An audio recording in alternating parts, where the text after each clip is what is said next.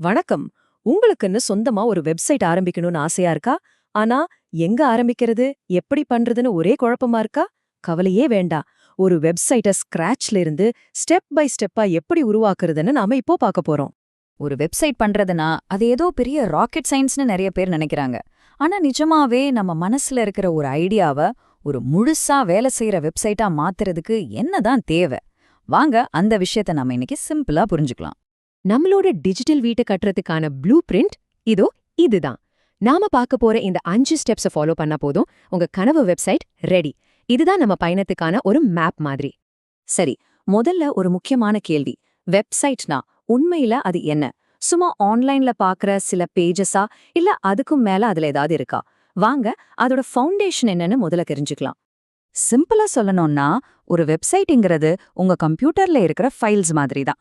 ஆனா இந்த ஃபைல்ஸ் எல்லாம் HTMLன்னு ஒரு ஸ்பெஷல் மொழியில எழுதப்பட்டிருக்கும்.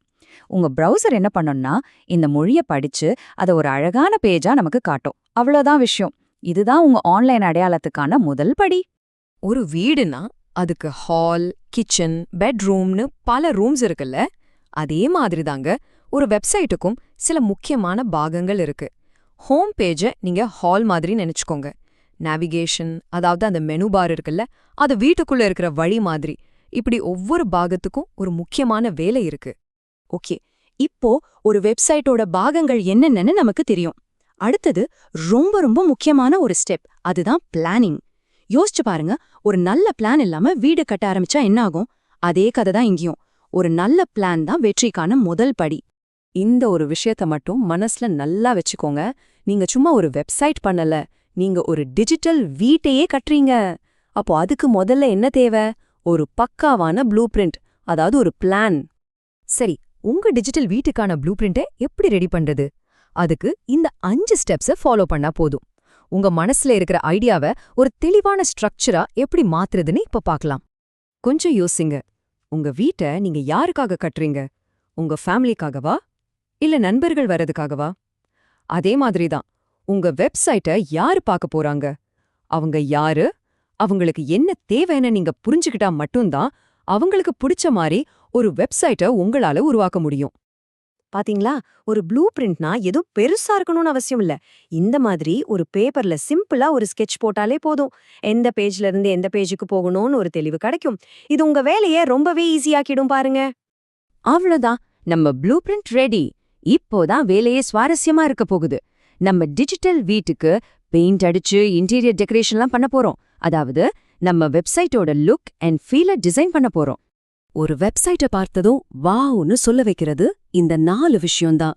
ஸ்பேஸ் அண்ட் பேலன்ஸ், அதாவது பார்க்கறதுக்கு நீட்டா இருக்கணும். கலர்ஸ் கண்ணுக்கு இதமா இருக்கணும். அப்புறம் ஃபாண்ட், படிக்கிறதுக்கு ஈஸியா இருக்கணும். கடைசியா எல்லா பேஜ்லயும் ஒரே மாதிரி டிசைன் இருந்தா ஒரு கோர்வையா இருக்கும். நம்ம வீடு பார்க்க அழகா இருந்தா மட்டும் போதுமா? கதவு சரியா திறக்கணும், லைட் எரியணும் இல்லையா?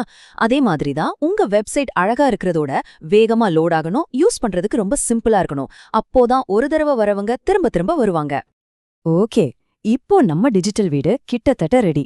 ஆனா இதை எப்படி மத்தவங்களுக்கு காட்டுறது? எப்படி ஆன்லைன்ல கொண்டு வரது?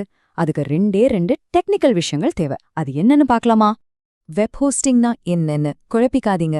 சிம்பிளா உங்க டிஜிட்டல் வீட்டை கட்டுறதுக்கான நிலம்னு நினைச்சுக்கோங்க. இந்த நிலத்துல தான் உங்க வெப்சைட்டோட எல்லா ஃபைல்ஸும் பத்திரமா இருக்கும். இங்கிருந்து தான் உலகத்துல இருக்கிற யார் வேணும்னாலும் உங்க வெப்சைட்டை பார்க்க முடியும். இதுல பாத்தீங்கன்னா 3 முக்கியமான வகை இருக்கு. ஃப்ரீ ஹோஸ்டிங் சும்மா ட்ரை பண்ணி பார்க்கறவங்களுக்கு ஓகே.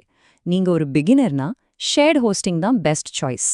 உங்க வெப்சைட் ரொம்ப பெருசாகி நிறைய பேர் வர ஆரம்பிச்சா அப்போ டெடிகேட்டட் ஹோஸ்டிங் பத்தி யோசிக்கலாம்.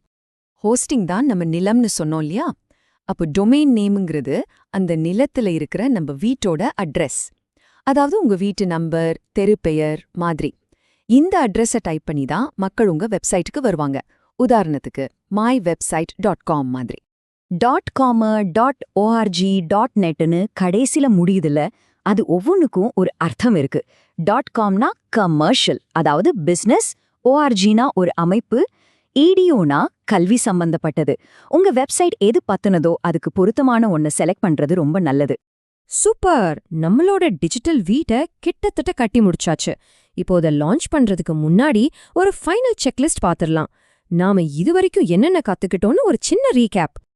அவ்வளவுதாங்க. உங்க வெப்சைட்டை ஆன்லைன்ல கொண்டு வர இந்த 4 ஸ்டெப்ஸ் தான். முதல்ல ஒரு ப்ளூ பிரிண்ட் போடுங்க. 2வது பார்க்க அழகா டிசைன் பண்ணுங்க. 3வது ஒரு நல்ல ஹோஸ்டிங், அதாவது இடத்த வாங்குங்க. 4வது ஒரு டொமைன் நேம், அதாவது அட்ரஸை ரெஜிஸ்டர் பண்ணுங்க. இதெல்லாம் சரியா பண்ணிட்டீங்கன்னா உங்க வெப்சைட் உலகத்தையே சந்திக்க தயார். இப்போ ஒரு வெப்சைட்டை உருவாக்குறதுக்கான ப்ளூ பிரிண்ட் உங்க கையில இருக்கு. இந்த ஐடியாவை வச்சுக்கிட்டு நீங்க என்ன ஒரு அற்புதமான விஷயத்த உருவாக்க போறீங்க? யோசிச்சு பாருங்க. உங்களுக்கான ஒரு டிஜிட்டல் உலகத்தையே உங்களால உருவாக்க முடியும். அப்போ என்ன கட்ட போறீங்க?